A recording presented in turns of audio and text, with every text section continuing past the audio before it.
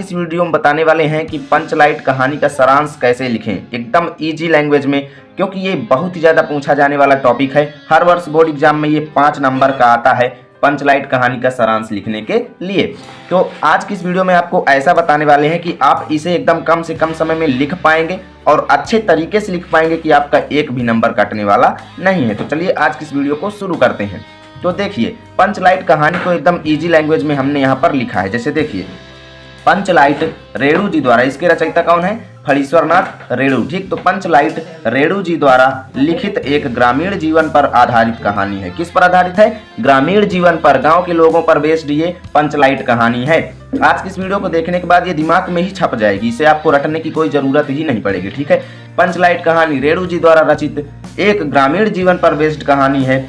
पंचलाइट का अर्थ क्या है? पेट्रोमेक्स अथवा गैस की लालटेन। पंचलाइट का अर्थ क्या है?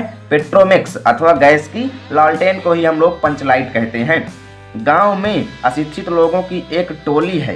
किन लोगों की? अशिक्षित लोगों की, जो पढ़े लिखे नहीं है। ठीक है, गांव में अशिक्षित लोगों की एक टोली है जिन्होंने रामनवमी के मेले से एक पेट्रोमेक्स खरीदा। क्या खरीदा? पेट्रोमेक्स खरीदा।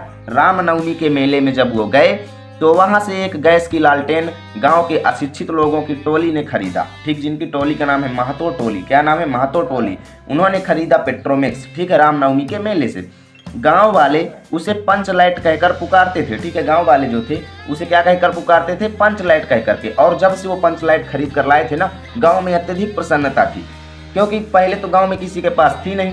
जब मेले से खरीद करके लाए तो गांव के लोगों के मन में अत्यधिक प्रसन्नता मन में हुई थी। ठीक है, जैसे मान लीजिए कि अभी आपको और बना करके लिखना है तो लिख सकते हैं कि गांव में बहुत ही ज़्यादा प्रसन्नता थी लोगों के मन में, क्योंकि पहले से किसी के पास पंचलाइट नहीं थी। ठीक है, तो बढ़ा करके आप लिख सकते हो, लेकिन पहली बात मैं जितना बताता हूँ बस इतना ही आप लिखिएगा, क्योंकि अधिक से अधिक 80 शब्द आपको लिखना है। ठीक है, 80 शब्द से ज़्यादा नहीं लिखना है, इतने में ही आपको पूरा नंबर मिलेगा। देखिए, अब प्रश्न यह पैदा हुआ कि पंचलाइट को जलाएगा कौन? ये देखिए भाई, जब पहली बार आया गांव में तो उसे जलाएगा कौन? ये सभी के मन में विषाद उत्पन्न हुआ। तब क्या हुआ कि किसी को भी पंचलाइट जलाना नहीं आता था। ये लीजिए, कोई भी पंचलाइट को जलाना नहीं जानता था। अब क्या हुआ?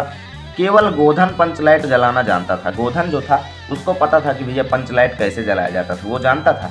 अब क्या हुआ कि गोधन को जो है पंच जी ने भेजा किसी को बुलाने के लिए, तो वो नहीं आया। केवल कब आया? जब गुलरी काकी बुलाने गई। ठीक है, गुलरी काकी गोधन को बुला कर लाई और फिर गोधन ने पंचलाइट को बिना स्पिरिट के, गरी के तेल की मदद से जला दिया। ठीक है, स्पिरिट उनके पास नहीं थी।